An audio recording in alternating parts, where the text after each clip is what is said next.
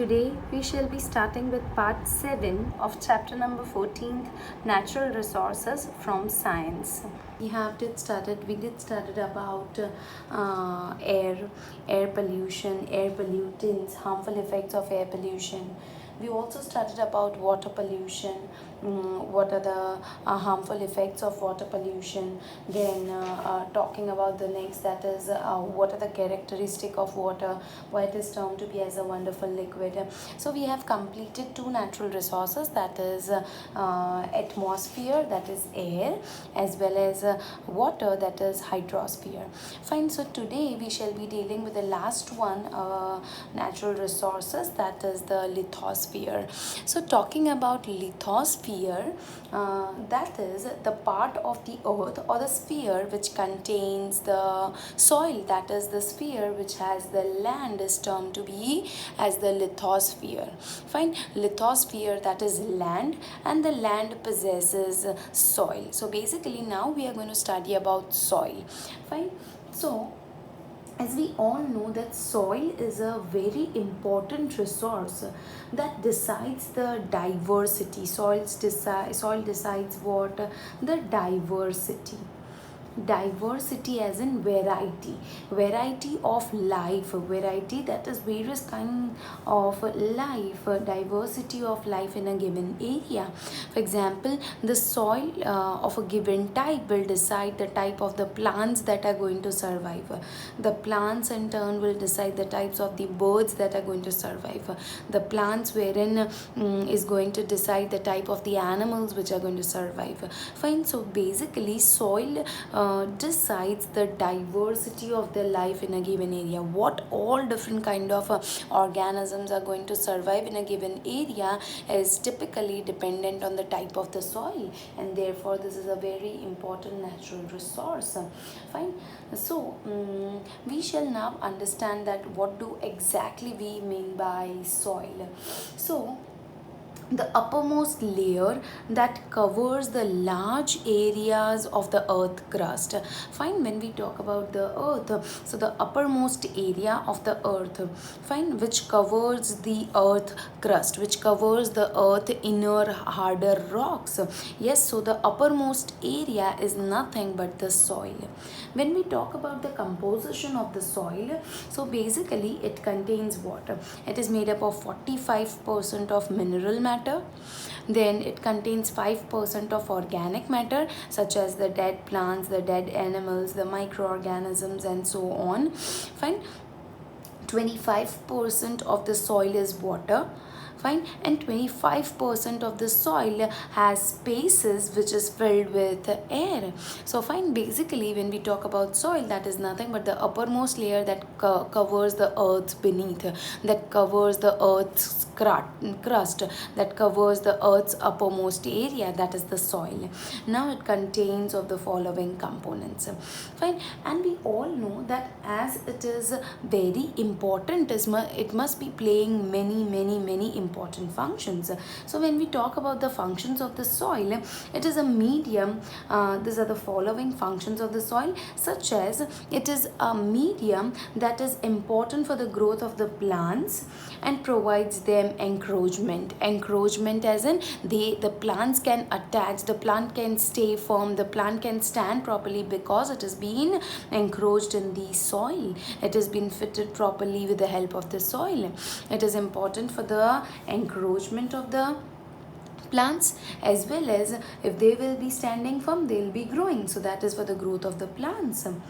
Now, as we all know that plants grow on soil, if there will be plants, there will be then and then only herbivores which directly on the plants, and then only there will be carnivorous. That is, as we all know that the carnivores depends on the herbivores, and therefore all the animals on the surface of the earth would only survive if there is soil.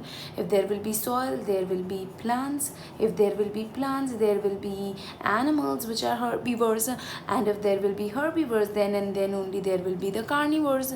Fine. So the soil provides for the food for all the type of organisms. So if soil is there, then and then then only the food will be provided to the herbivores, to the carnivores, to the omnivores, and everyone, and all the organism could survive only then. Now when we talk about the another function, it is an habitat. It is an habitat as in a place to survive, a place to survive for all the living organisms, worms, insects, and everyone. Fine.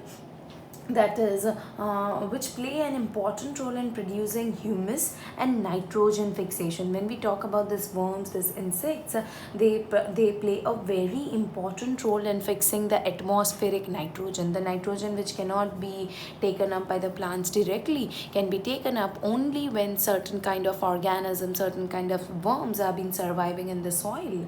Fine.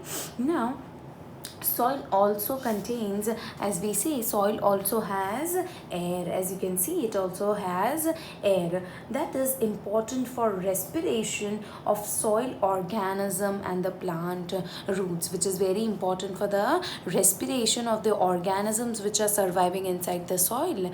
And also the plant roots, the roots gets the air, the roots take in the air from the soil. Fine. Now the soil minerals carried through water bodies also sustain aquatic plants and animals. That is whatsoever minerals is being carried from the soil along with the water will get mixed up in the various water bodies such as the river, the seas, the lakes, the ponds, the streams, and everywhere, and those minerals helps in the survival of the aquatic plants and animals, because these plants and these animals require certain minerals and which are being carried away from where? Which are being carried away from the soil to the water bodies. Now soil is also a storehouse of variety of minerals. Yes, all the minerals which we find on the surface of the earth are present where? In the soil, which are important for the sustaining of the plants as well as all the other living organism, because we also survive on majority of the minerals that we consume from the plants. So the plants will take in the minerals from the soil, and the plants are going to be eaten up by us, and that is why we are surviving and all the other forms of life are surviving. So soil is a very, very, very important medium, because it is important for the growth of the plant, for the standing encroachment of the plant, for as plants grow on the soil, it provides food to all the different kind of animals. It is a place for various organisms to survive. It provides air for the respiration of various organisms and for the root to respire. Fine. It also possesses, the soil also gives various minerals which are important for the plants, for the living organism, for the aquatic plants and the aquatic animals. Fine. Now here, therefore, as we have understood that how important it is, but the next question that arises is how it has been formed. So the outermost layer of the earth, that is earth crust, is nothing but the soil, and the minerals found in this layer supplies nutrients to all the life form. So basically, how is the soil formed and how does all this mineral nutrients come into existence? Fine. So that is what is our next topic, that is the formation of the soil. What is the next topic? The formation of the soil. Now when we talk about the formation of the soil, soil is rich in what? Minerals. Fine. But these minerals exist in the bounded form. The minerals are present in the bounded form in the huge rocks. Fine. These rocks usually break down, and the end product of this breaking down process is the particles of soil. So this big rocks which contains the minerals inside it, which contains the mineral nutrients inside them, has to be broken down, and then only the minerals could go to the plants, to the animals, and so on, and then on every individual could survive. So basically there must be a process whereby this rocks, the bigger rocks, breaks down and form the soil. So the process of the formation of the soil from the huge rocks present on the earth's crust is termed to be as pedogenesis. It is termed to be as pedogenesis. What is pedogenesis? Genesis as in formation. The formation of the soil from the huge rocks present on the earth's surface is termed to be as pedogenesis. Do you understand this? Fine. Now, the soil formation takes place by a process. The overall process, that phenomenon is termed to be as pedogenesis, but the process by which soil formation takes place is termed to be as weathering. It is termed to be as weathering. Now, what is actually weathering is, it is the process of breaking down of bigger rocks into smaller particles. The bigger rocks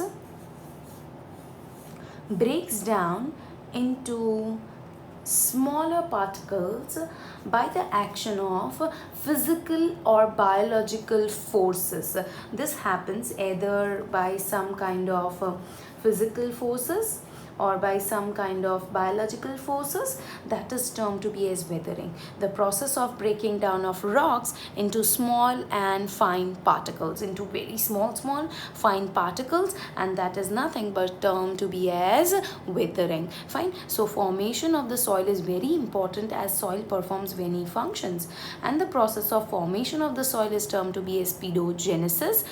Yes, and the process by which it takes place is termed to be as weathering, wherein the big rocks breaks down into small particles, and it happens by various phenomena. Fine. Now, when we talk about the weathering of the rocks doesn't occur in one day, fine, or doesn't occur in some months. It takes thousands and millions of years to form. And when we tell that soil is a renewable source, fine, when we tell it is a renewable source, but it is not formed in a given day. It takes thousands and millions of years. It takes millions of years to form only a small amount of soil. Fine. Now, the processes which are responsible for the weathering. How does weathering take place? How does the breaking down of the huge rock takes place? Because we do not go every day and just break it out. Fine. So there must be some processes involved wherein the weathering takes place. So there are the different processes involved are physical weathering, chemical weathering, and the last one that we are talking about is the biological weathering or the biological forces. So there are various forces, we can also write them as forces. So there are various forces which are involved, or factors which are involved in the process of weathering. So what is actually physical? So physical factor includes the physical forces of nature, that is the nature directly does it, such as it happens due to the crushing of the rocks by the action of various climatic changes or by various mechanical changes. So because of some kind of climatic changes, such as if we talk about the climatic changes, it may include the wind. Because of the heavy flow of the wind, the rocks may get down of a given surface and break apart. Because of the wave action, the waves which are very high, which are very huge, which are with a good that is a great force. So that the wind and the wave action, fine. So that are some climatic changes that may also happen because of yes, climatic changes, and even because of the mechanical forces. So it includes in all the wind and the wave, because of heating, yes, because of the heat of the sun, that may break apart, because of cooling, because of the cooling of the rocks it may happen, fine. Because of too much of cold, the rocks may expand, contract, and that is why they may break apart. We will study them, fine. Then it may also happen because of the erosion by rain, yes, because of the heavy rain. What would happen? The rocks would move ahead, and while moving ahead they would break apart by the rolling of the stones. The stones roll and they would break apart. By the wetting and the drying of the rocks, that is, they wet and they dry. They become wet with the rain, they dry. They become wet, they dry. So eventually it will lead to breaking down of the rocks. It also includes frosting. Frosting as in because of too much of chillness. Yes, so basically physical weathering includes various climatic changes such as the temperature, the wind, the water, the ice, the snows, and so on. Fine. Now talking about the mechanical forces includes various forces. Fine. So the climatic changes as well as the mechanical force, which are these are the examples of the physical weathering. Now talking about the next one, that is the chemical weathering. So it is the breaking down of rocks by the action of various chemical processes. When in the rocks occurs, the breaking down of the rocks occurs by the various chemical reactions that takes place in the rocks. That is termed to be as chemical weathering. And the examples of some chemical forces includes or the chemical reactions that takes place may include the oxidation, yes, the addition of oxygen, reduction, the removal of oxygen, or the addition of hydrogen, hydration, that is because of the addition of water, carbonation, that is because of the addition of carbon. So these are some of the chemical reaction which takes place in nature on the rocks, on the surface of the rocks, and therefore the big rocks, the big boulders may break apart into soil particles. Fine. So these are the chemical weathering is also responsible for, or the chemical force or the chemical factor is also responsible for weathering, that is formation of the soil. When we talk about the next one, which includes the biological weathering, the word bio, that is living, biological weathering, when living organisms are involved in the process of breaking down. So the breaking down with the action of living organisms like lichens. So hopefully you know what do you mean by lichens. Lichen is nothing but the symbiotic relationship between algae and fungi. When the algae and fungi lives together, yes, that forms the lichen, wherein they live symbiotically, wherein this is helpful to the fungi and the fungi is helpful to the algae. Fine. The fungi will take in the moisture from the atmosphere, yes, and the moisture is being given to the algae. The algae, with the help of the water that being collected by the fungi, as the algae possesses chlorophyll, it will prepare the food. The food will be shared with the fungus. So basically when algae and fungus lives together, it forms lichens. So various organisms which grows on the surface of the rock, such as the lichen, the mosses, and the other kind of plants, find big trees which whose roots are very much stronger, keeps on penetrating inside and inside of a given rock, and therefore what are this going to do? That is going to break down the rocks. So hopefully you understand about the biological weathering also. So basically when we talk about the formation of the soil, the process is termed to be as pedogenesis. Yes, the process by which it takes place is termed to be as weathering. Weathering takes place either by any of the factors. It could be physical factor, it could be chemical factor, or it could be biological factor. Now there are various factors which does the either physical or chemical or the biological weathering. So various factors which are involved in the weathering of the rocks. So physical weathering or chemical weathering or biological weathering could happen because of these forces. There are various forces in the environment which favors the formation of soil, that is weathering. Now the very first factor, a very important one, that is the sun. Fine. During the daytime, what actually the sun does is, during daytime the sun heats up the rocks, causing them expand. Whensoever anything gets heated up, it gets expanded. So basically during the day hours, during the daytime, what is going to happen is the rocks, yes, the rocks, because of the sun, they are going to expand in size because they are heated up, so they may expand. Fine, they may expand. Now what will happen? At night this rocks cool down and contract. At night when there is moon, what is going to happen? The heat is going to revert back. These rocks are going to revert the heat back, reflect the heat back, and cool down. And when they cool down, they again come back to their original shape. Fine, that is they contract. So what would happen? Every day the rocks would expand, contract, which expand, contract, and because of continuous expansion, contraction, expansion, contraction, what is going to happen? Eventually the cycle of this heating and cooling continues day and night for many years. Fine. And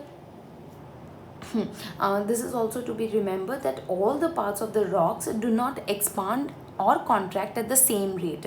Yes, some may expand, some may not expand, that is of a given rock. Some may contract, some may not contract. And because of this uneven heating and cooling, uneven contraction, relaxation of a given rock, this helps in the formation of the cracks on the rocks. What would happen? So every day it is happening, but it is not happening throughout. It may happen that this may expand, this may contract, and this may expand but not contract some or the other day, and eventually this leads to cracks, and this cracks will break down the rocks, and this happens for many millions of years, and which will eventually help in the formation of smaller particles from this rocks. And once the rocks have been broken down, what has been released? That is, minerals are also being released along with the soil particles. Fine. The next and the very important factor, that is the water. Now when we talk about the water, that is, what will the water do? The water will enter the cracks formed on the rocks. So basically something like this: when the rocks expand and contract, there may be some kind of cracks which has been formed. Fine. And now in this cracks, what is going to happen? Yes, in this cracks, the rainwater or the flowing water would fill up. Now when the temperature falls below 0 degree centigrade, suppose understand the temperature is falling below 0 degree centigrade, what is going to happen to this water? The water is going to freeze. This water freezes inside the cracks, and the frozen water, what it is going to do? The frozen water expands and makes cracks on the the cracks which were already present, more wider. What would happen? The frozen water expands and make the crack more wider. Yes, the cracks will become more wider, and therefore what will happen? Eventually there will be the breakdown. So water enters inside the crack which is already formed in a given rock. Yes, water will enter inside it. When the temperature falls below 0 degree centigrade, this will get converted into ice, and the ice will do what? The ice will further break this rock apart. Fine. Now this was about the water which gets filled up inside the rocks. There would be another way also, that is the fast flowing water. The water which is flowing very fast is capable of carrying pieces of the rocks downstream with it. So what would happen? The water would come and it will take the rocks along. Fine. On the way, the force of the water causes the rubbing of this rock pieces against each other, and the resulting abrasions, that is when they rub against each other. Fine. There will be abrasions, there will be wearing down, there will be tearing down of the rock pieces, and basically it will form the smaller fragments.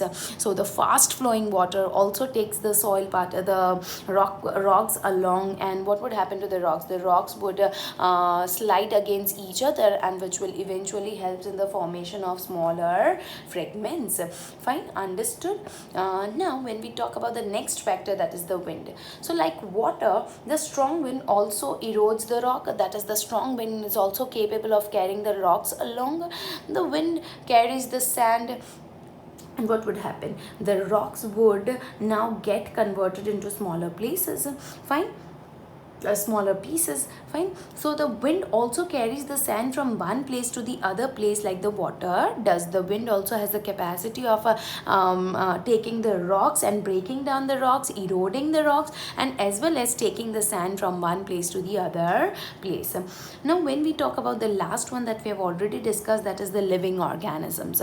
When we talk about some living organisms such as lichens, mosses, and some other plants which contributes in the weathering of the rocks. So lichen grows on the surface of the rocks.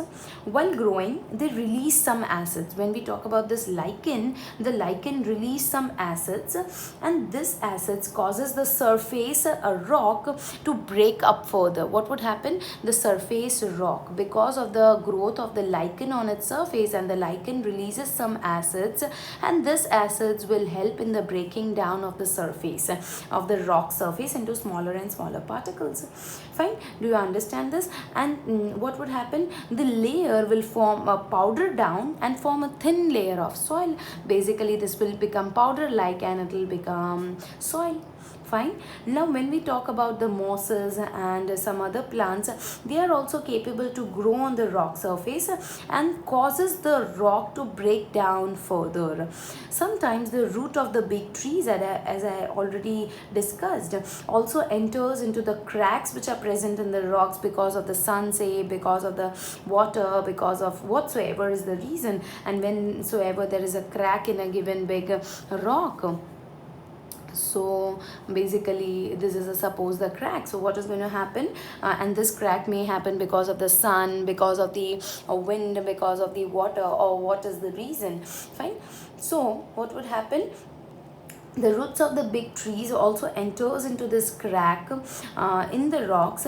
As the roots grow bigger and bigger, simultaneously the crack is also forced to get bigger. When the root is growing deep down, and this forces the rocks to break apart, it will get widened apart. Fine. And this living organisms are responsible for biological weathering. These are responsible for biological weathering. This is termed to be as which weathering? Water, strong winds. This is which form? This is, yes, this is the physical weathering. When we talk about the sun is also the physical weathering. Fine. So hopefully you have understood what we have studied in today's class, wherein your assignment will be that you will be writing about define soil. Why is soil important?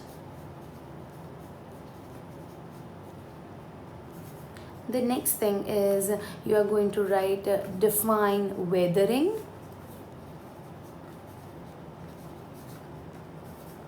Then state the types of weathering, that is it could be